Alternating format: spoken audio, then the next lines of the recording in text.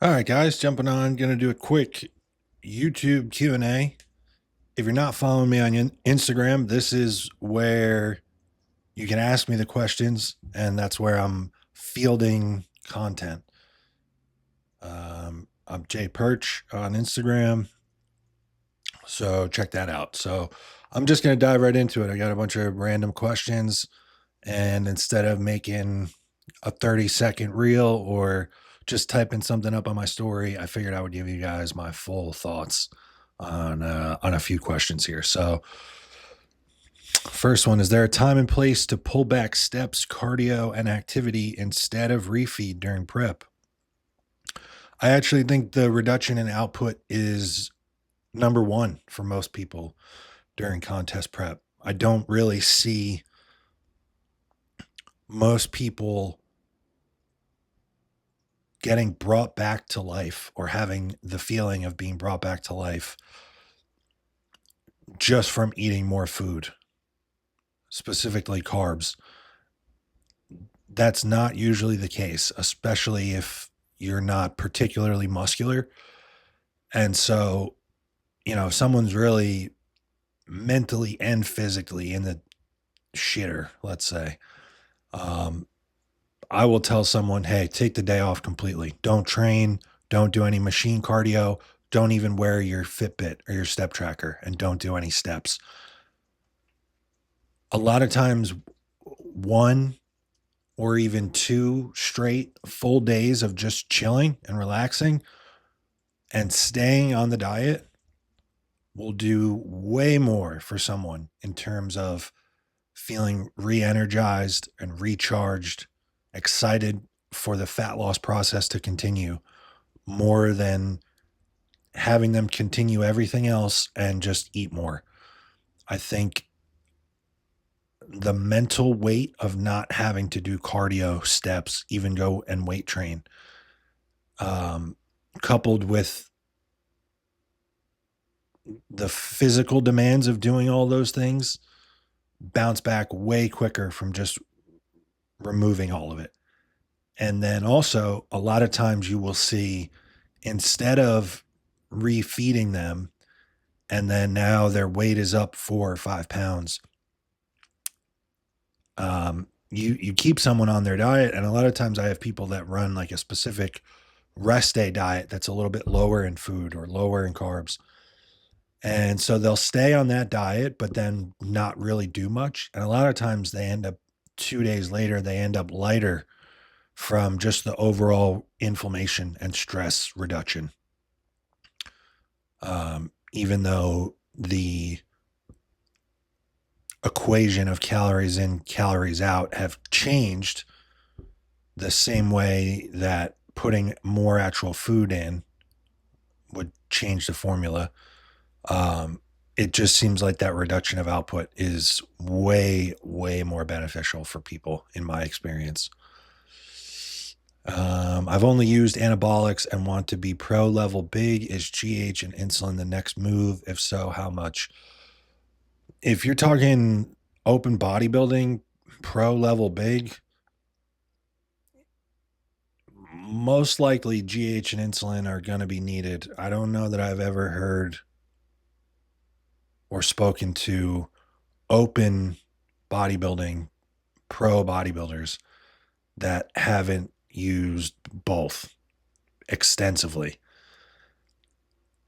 Maybe you have your one-off freak that comes along every now and again that says that they turn pro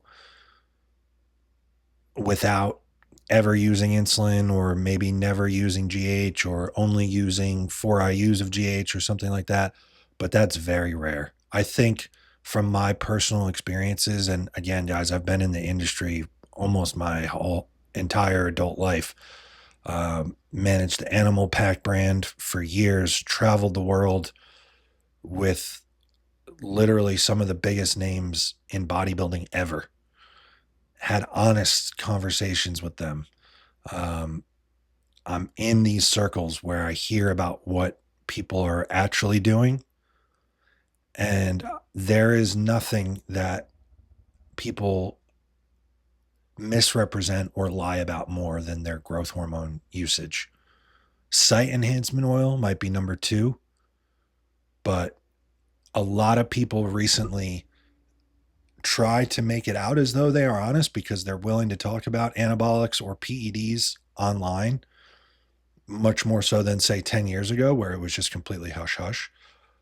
But most of the time, from what I am seeing,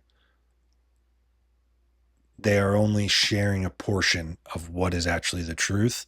And I think the most egregious examples of them not telling the truth are with the growth hormone dosages, because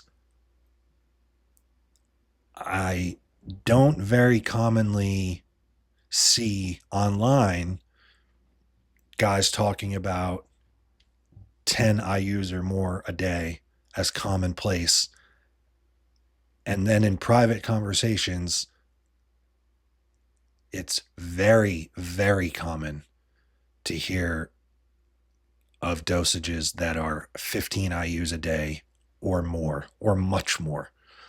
So, yeah, if you want to be open pro level big, unless you're a 1 in 5 billion freak, literally, GH and insulin are probably going to be next. How much? Man, tough to say. I don't think that there is any use from a bodybuilding perspective to use less than 5 IUs a day every day. You know, if it, I'm not considering budget, or if you have prior health issues or anything like that. Like if we're talking just strictly blank slate, you want to be bodybuilding big, how much growth hormone to use? It needs to be at least 5 IUs a day, because I mean, we've seen 3 or 4 IUs a day is what natural teenagers are producing. So 4 IUs a day is basically therapeutic. So to get a super physiological response, the amount needs to be more than that. I would really say I didn't really notice growth hormone contributing to my bodybuilding goals in terms of like size, fullness, roundness, until I used 6 IUs every single day. And that was after using pharmacy GH 6 IUs 5 days a week. And that was a budget restraint. And I still didn't really notice much. And then I went to 6 IUs of generics every day. And that was when it kind of took off. Someone hires you and wants to be big, big. What do the first 4 to 6 weeks look like? Tough question to answer with a black and white statement. Best case scenario, someone is pretty lean to where they are in the midst of or just ending a phase of caloric restriction or body weight reduction.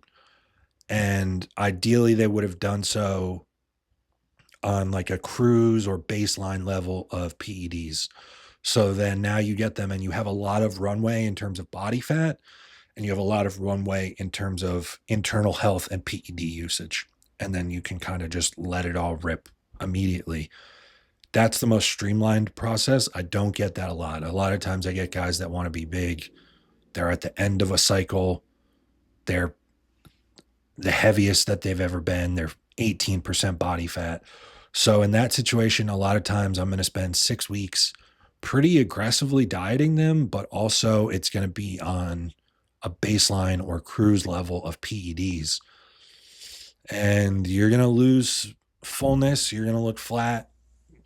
At the very end of the cruise, maybe even training is not what it was.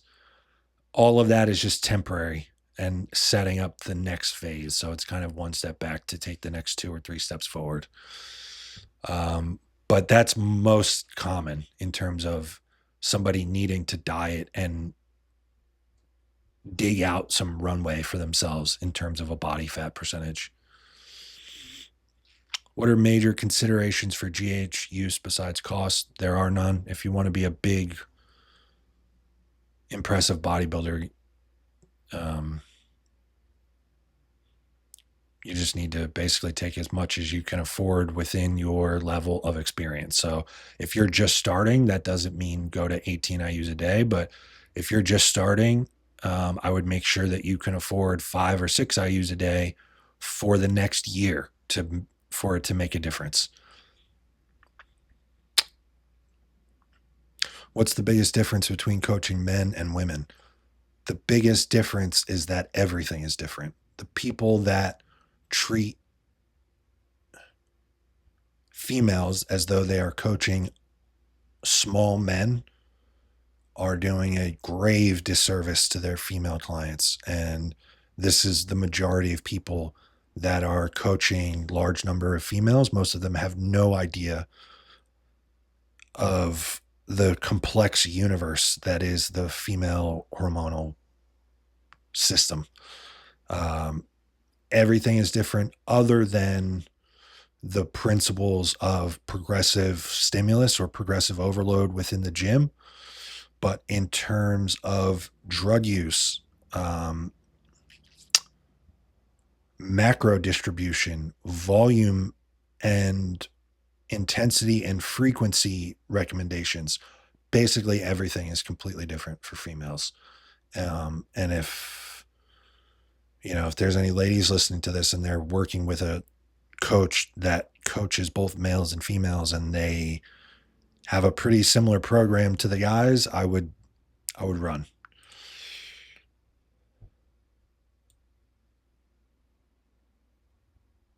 Competing soon, then hitting a rebound. When and how to use insulin and GH. I like to put I like to put growth hormone back in if, assuming that it was pulled prior to the show, I like to put it back in as soon as possible. There's going to be a lot of immediate changes right after the show, especially if someone is not super adherent with their diet. Obviously, the more adherent you are with the diet, the better it's going to be. But there's going to be a transition of water where even if you're right on the money with your food immediately after the show, you might be up 10 or 15 pounds from restricting water the day of the show. And that's not even with diuretics, just like a manual reduction in water intake. So, the sooner that you can get the body to just normalize that water fluctuation, the better. Insulin, it depends on how skinned out the person was for the show, and then how adherent they were. That first 2 weeks after the show is incredibly important for adherence. It becomes less pivotal the further away from the show that you get because your body has just started to normalize. So if you have a big cheat meal 4 weeks after your show, it's not a big deal. I want you to eat Saturday night after the show. I want you to eat Sunday freely after the show. Make sure water intake is high. Make sure you walk around plenty. But then within that first 2 or 3 weeks, if Monday comes and you can't get back on the diet, you're messing things up, man. You're missing a big opportunity. So, in that case, I probably wouldn't mess with insulin for weeks and weeks, because insulin is a storage hormone. So you're going to be, your fat cells are ripe to be filled and stored and replenished. So if you are not on top of your diet adherence, and then you're also taking exogenous insulin, you're going to get fat fast, point blank. But if you're on the money, like, eat Saturday, eat Sunday after the show, and then Monday comes and you're back to bodybuilding and you're really committed to nailing a rebound and improving for next year, within a week or two for enhanced males, it's a good time to use insulin depending on how much GH you're using, how much food you're able to handle without the insulin at that point. I think the first time that insulin gets introduced, it should just be to match the current diet. It's not that I'm going to add insulin and then I'm also making a food increase as well, because then that's when you'll start holding on to excessive body fat as well. So that first insulin move should just be, something like enough insulin to cover your post workout meal, like rapid insulin. Um, or if you're taking a big bolus of GH before bed, something like 10 IUs of Lantus before bed could also be a good lever to pull. So it just depends. This isn't medical advice. Keep that in mind. Um,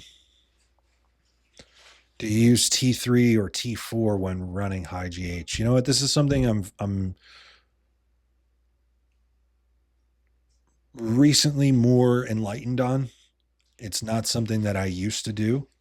And then now I realize after having my own personal experience with it and then just diving in and learning more about it and what is actually happening in the body, I think T4 use is awesome. And I think it's way more appropriate and way more conducive to thyroid health in all seasons of bodybuilding, including the off season, including when GH is high. It's a way more gentle approach to manipulating your thyroid into doing what you want it to do instead of just the straight punch of T3. You take T4, especially if you're able to kind of take it